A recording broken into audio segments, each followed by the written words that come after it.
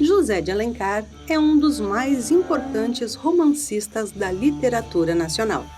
Da sua imaginação, nasceu o Guarani, uma aventura clássica que conta a história de amor entre a jovem colonizadora Ceci e o indígena Peri, com encontros e desencontros, traições e batalhas. O Guarani foi um sucesso, adaptado para ópera, rádio, cinema e televisão. Só que esse livro não chega nem perto da verdadeira aventura vivida pela avó do escritor. Uma líder revolucionária, cujo movimento ousou proclamar a República no meio do sertão cearense, quando o Brasil ainda era colônia de Portugal. Uma personagem fascinante, durante muito tempo encoberta pela história oficial do nosso país.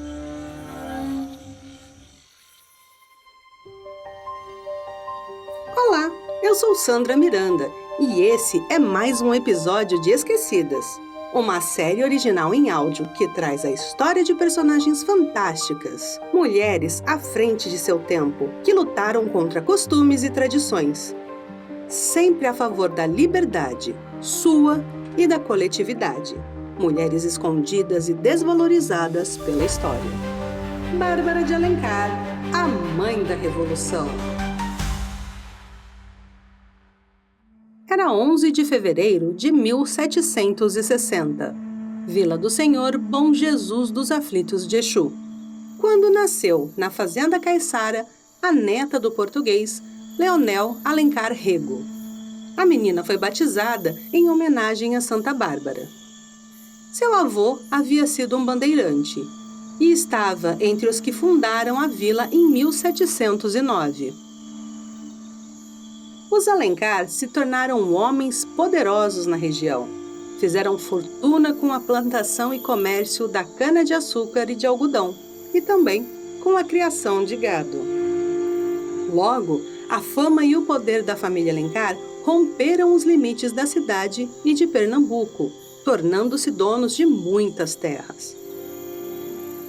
Em pouco tempo, sua influência era sentida também no sertão do Ceará, numa região politicamente instável e bastante violenta, relegada pelo Império Português. Não demorou muito para que o poder econômico da família virasse poder político. Os Alencar eram os líderes da região. Só que tanto poder concentrado não agradava a todos. Não se sabe ao certo a data e nem quem teria sido um possível mandante. Mas quando Bárbara ainda era bebê, um grupo de indígenas da tribo dos Açu atacou a Fazenda Caiçara, com a intenção de arrasar tudo. A casa, construída em taipa de pilão, foi incendiada e ficou completamente destruída. Bárbara foi salva e fugiu nos braços da mãe, Teodora. Conta a história e a tradição popular que sobre as ruínas da velha sede da fazenda, os Alencar construíram uma nova casa com imensas paredes de rocha. Uma fortaleza resistente aos inimigos, ao clima e ao próprio tempo.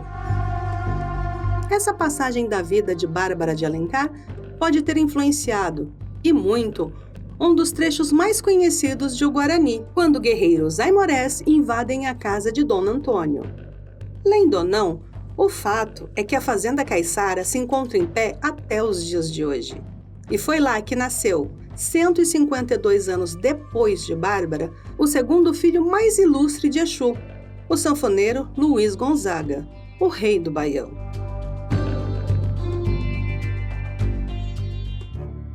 Não há muitas informações sobre sua infância. O sabido é que no final da adolescência, Bárbara mudou-se para o Crato, no Ceará, onde as oportunidades de estudo eram bem melhores do que pelos lados de Exu. Além de tudo, Bárbara conhecia bem o Crato. Era comum desde a infância acompanhar o pai, o comerciante Joaquim Pereira de Alencar, por fazendas e feiras da região. Os 60 quilômetros entre Exu e o Crato eram naturais para ela.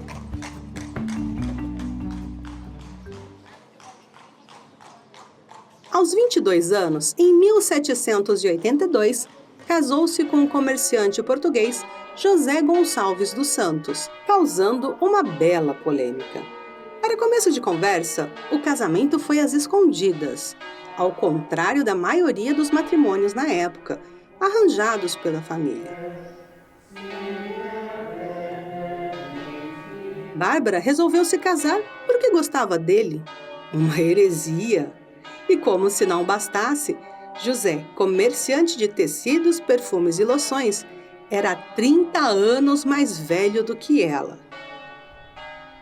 Pouco mais de um ano depois do casamento, Bárbara e o marido se mudaram para o sítio Pau Seco, perto da cidade. Mas Bárbara não tinha intenção de ser apenas a Dona Bárbara do Crato, como ficou conhecida. Eles tiveram 5 filhos. Mas ela não se limitou aos afazeres domésticos.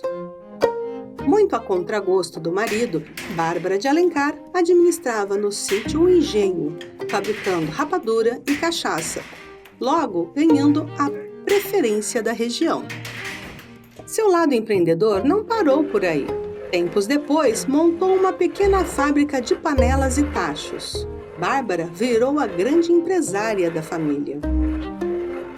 Por sua iniciativa também, foi construída a primeira casa em estilo colonial da região, feita em pedra e cal após contratar um mestre pedreiro de Recife.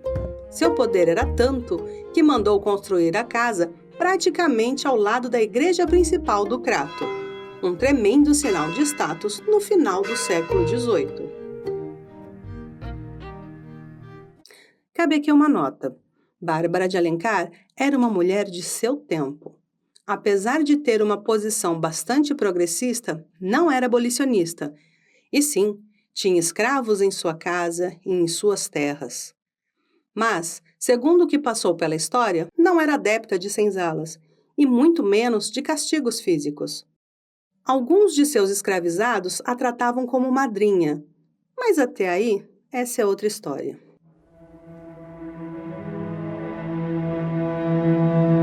Seja como for, essa iniciativa e inquietude deram a Bárbara a fama de mulher macho, como diziam seus conterrâneos. Sua postura era incomum entre as mulheres daquele tempo, e isso iria lhe causar problemas, não apenas naqueles dias, mas como também muito tempo depois.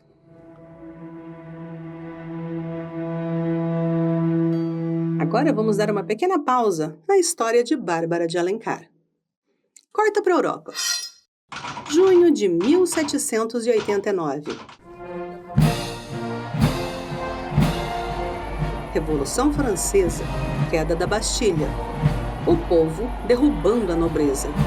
Guilhotinas e aquela história de liberdade, igualdade e fraternidade ganhando o mundo.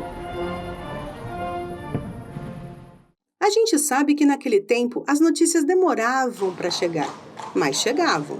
Em 1792, Bárbara de Alencar conheceu um religioso, um frei chamado Manuel de Arruda Câmara, que havia estudado na prestigiosa Universidade de Coimbra e também em Montpellier, na França, em plena Revolução. Além de frei, o paraibano Manuel era filósofo, professor e naturalista.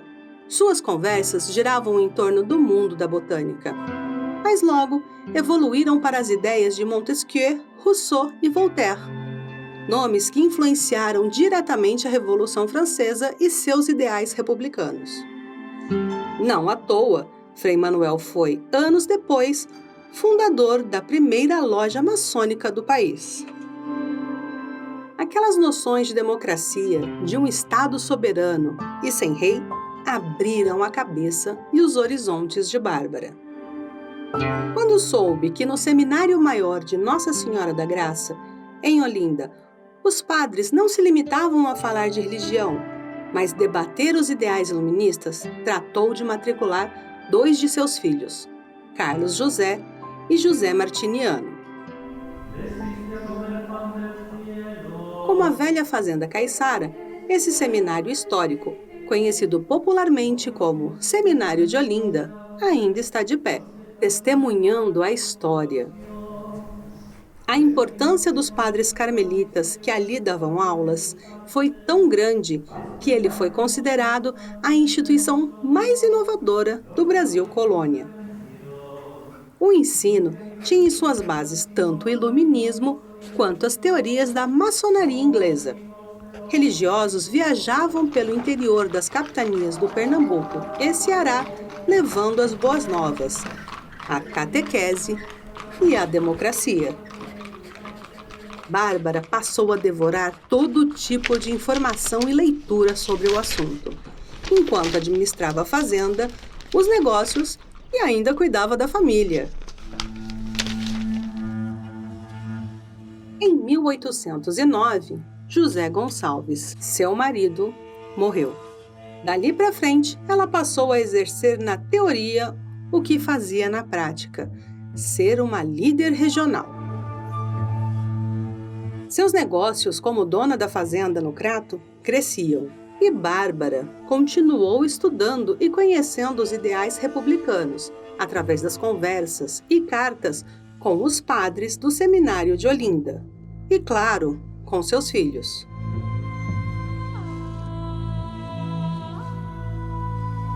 Dali para frente, Bárbara de Alencar decidiu que sua missão seria influenciar o maior número possível de pessoas, de todas as classes sociais, para iniciar uma revolução republicana no solo do sertão cearense. Parece loucura. A princípio, sim, mas foi justamente o que aconteceu. E, claro, contou com toda a ajuda de seus filhos.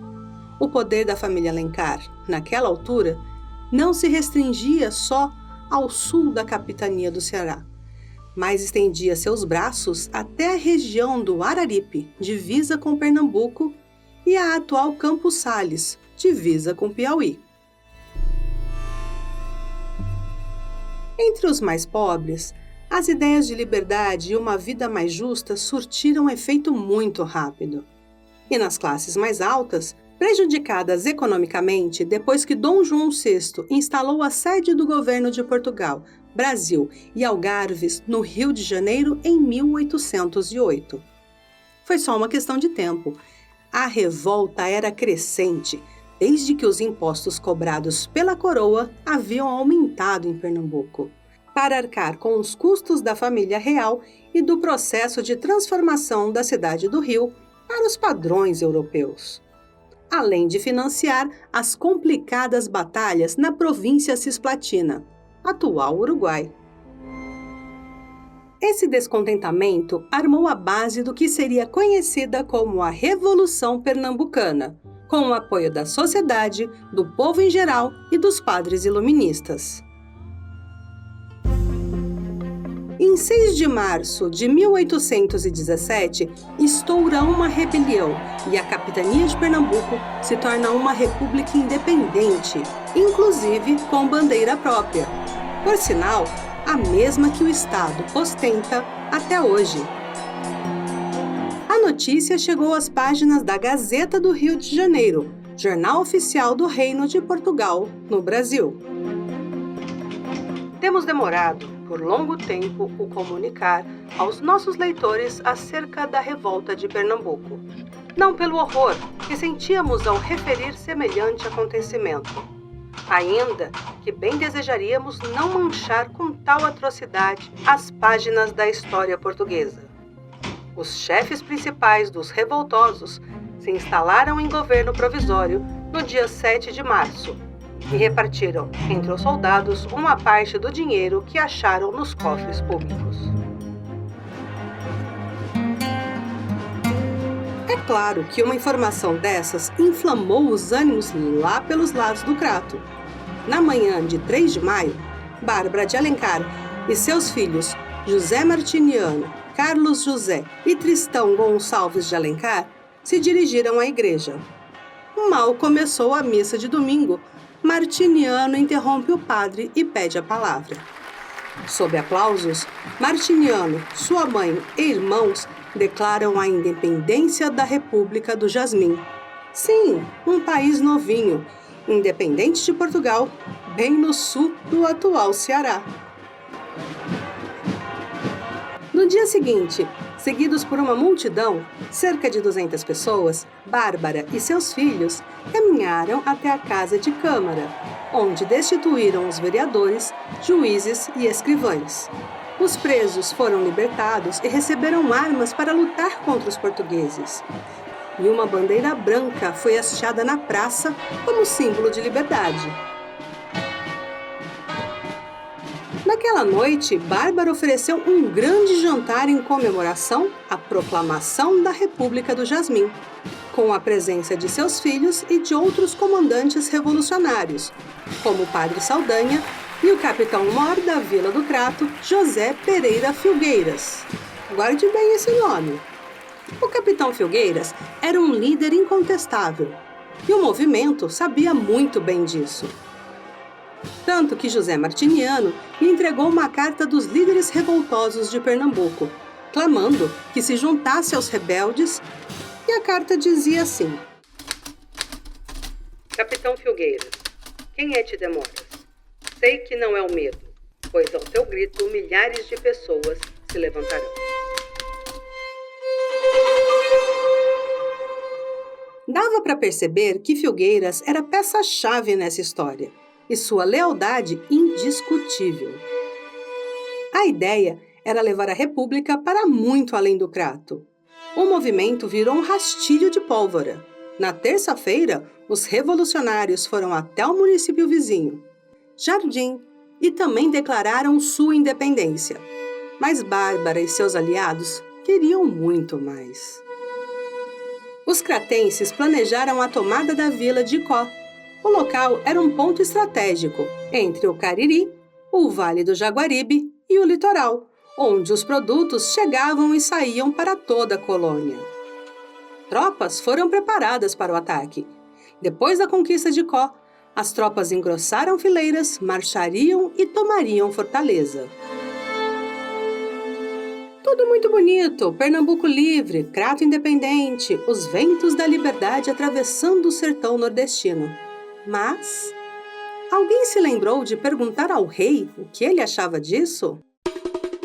Bom, como seria de esperar, Dom João VI não gostou nem um pouquinho.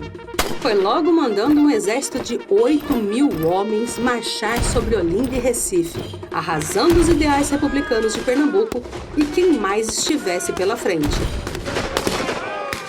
Como a distância entre a região e o Rio de Janeiro não é pouca, a República Pernambucana durou exatos 75 dias, terminando de modo brutal.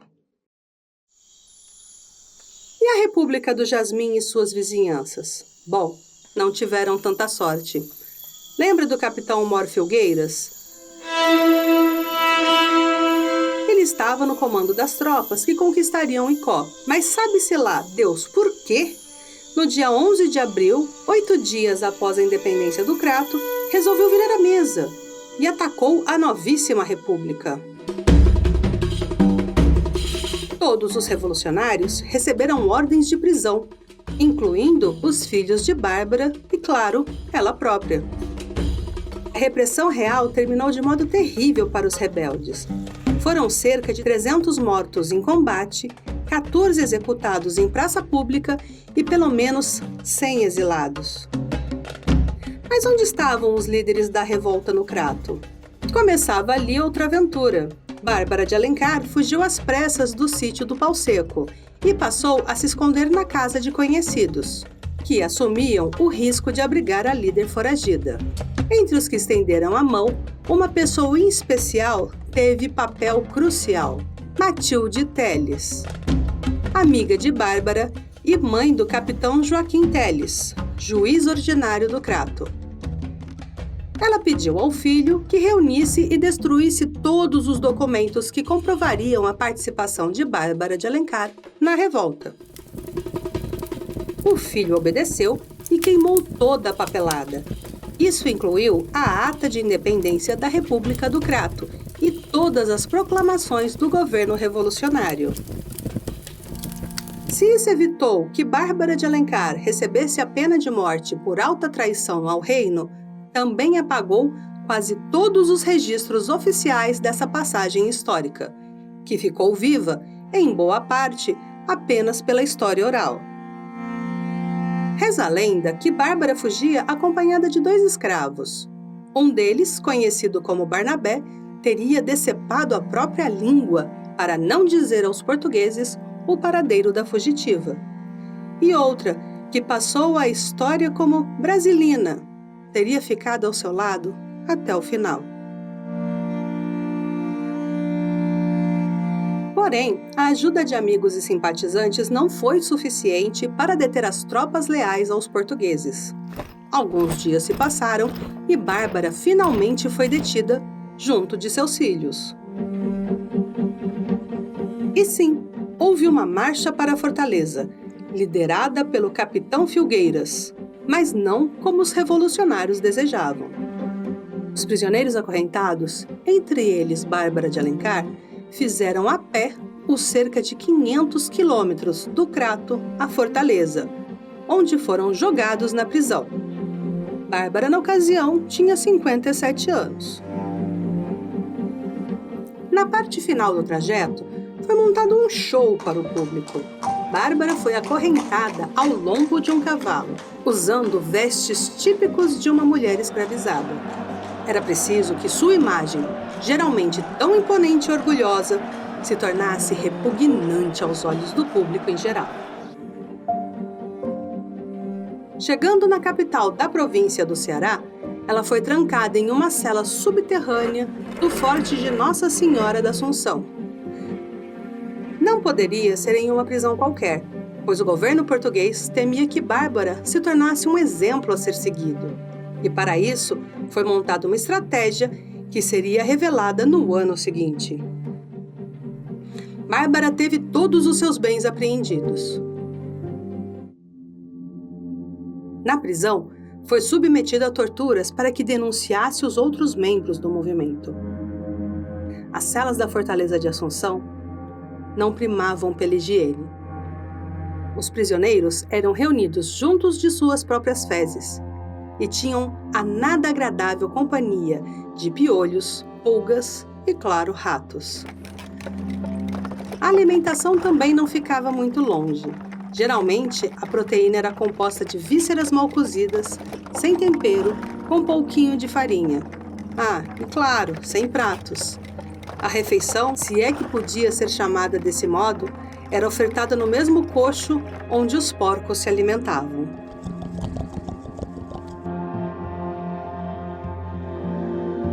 Já em 1818, a antes temida líder foi levada aos tribunais. A estratégia de acusação apontava, entre outras coisas, que Bárbara de Alencar havia traído o marido e ainda por cima teve um filho com o padre.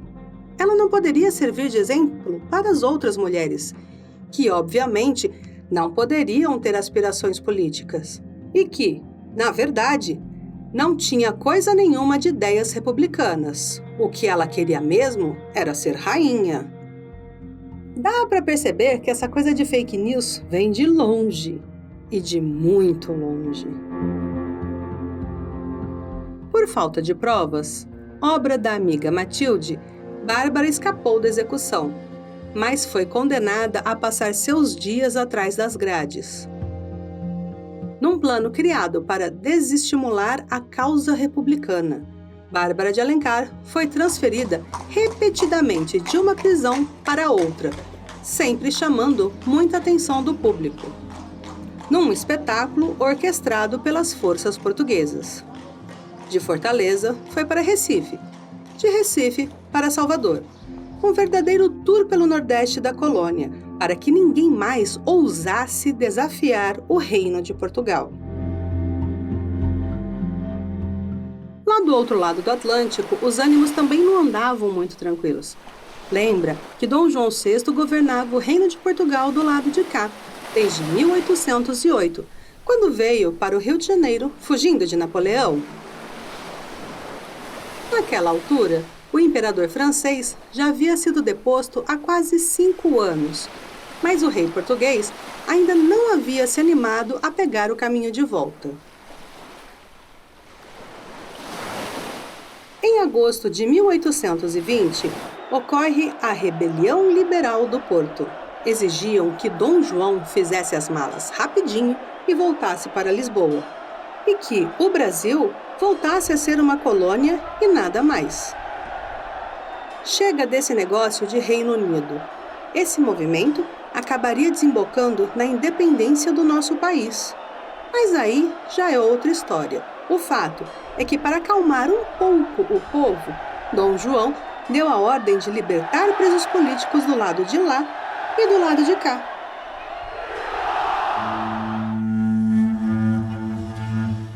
O perdão real acabou beneficiando Bárbara de Alencar, que sairia da prisão naquele mesmo ano. Uma vez livre, Bárbara voltou ao sítio do Pau Seco, no Crato, onde terminou seus dias em paz. Espera! Se acha que a história de Bárbara de Alencar acabaria desse jeito, eu tenho uma bela surpresa para você. Lembrando das aulas de história, o Brasil tornou-se independente 2 anos depois, em 7 de setembro de 1822. Certo? Independente, mas ainda assim uma monarquia. E como já deu para perceber, monarquia não era uma palavra que nem Bárbara e nem seus filhos gostavam. Para que ter um rei, se o governo bom é o governo eleito pelo povo? Com tal perdão, ela havia recebido de volta todos os seus bens, e em 1824 os usou para financiar mais uma rebelião republicana, a Confederação do Equador.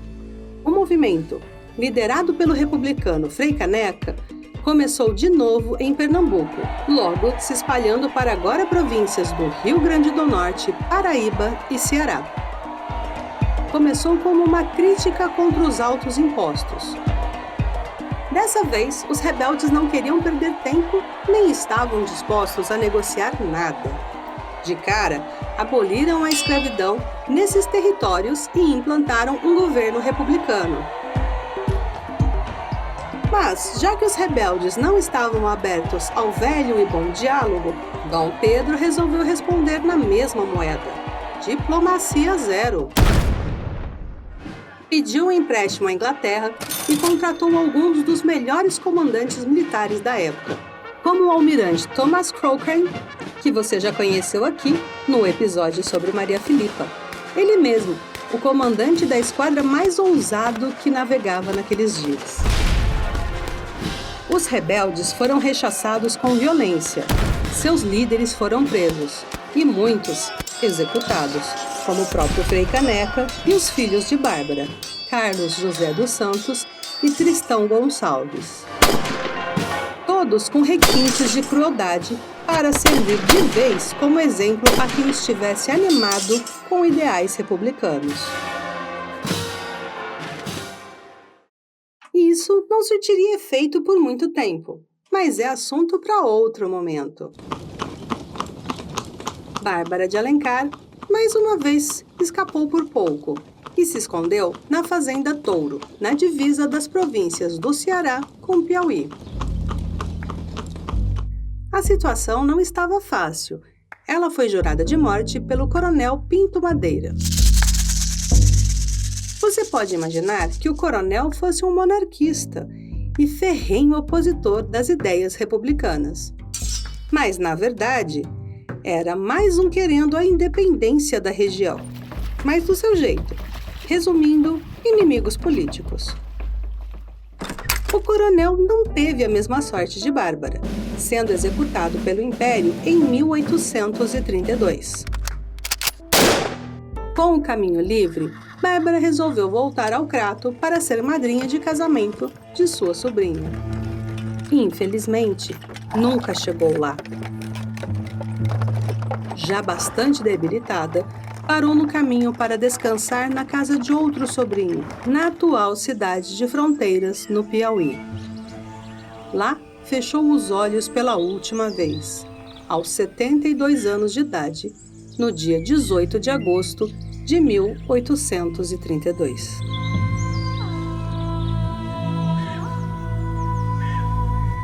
Esquecidas é uma série original em áudio da After Hour Multimídia. Criação e apresentação, Sandra Miranda. Pesquisa, Clarissa Blumen Dias e Tiago Magalhães. Checagem, Maristela Gonçalves. Sonoplastia e edição, Arthur Ankercrone. Trilha sonora incidental, Blue Dot Sessions. Efeitos sonoros, Free Sound.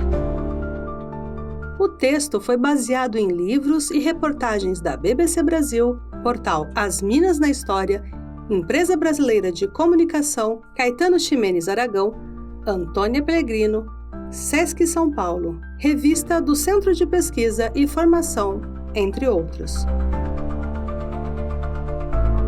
Roteiro e direção, Arthur Ankercrone e Sandra Miranda. No próximo episódio de Esquecidas, você vai conhecer a história de Clara Camarão. Já ouviu falar dela? Por muitos séculos, sua história ficou na sombra da história de seu marido. Mas não é à toa que ela ficou conhecida como heroína do Tejuco Papo. Não perca!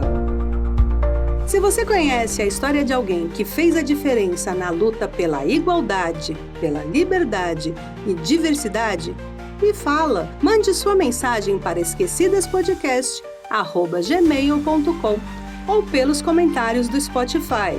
Tô te esperando, hein? Tá gostando do nosso trabalho? Quer dar uma força pra gente? É fácil. Recomende nosso programa para quem você conhece. E aproveita para dar 5 estrelas lá no Spotify. A gente agradece demais o seu apoio. E se quiser ajudar a gente a melhorar ainda mais essa série, dê uma olhada no nosso plano recorrente de apoio no Catarse. O link está aqui na descrição do episódio. Muito obrigada pela companhia e até o próximo episódio.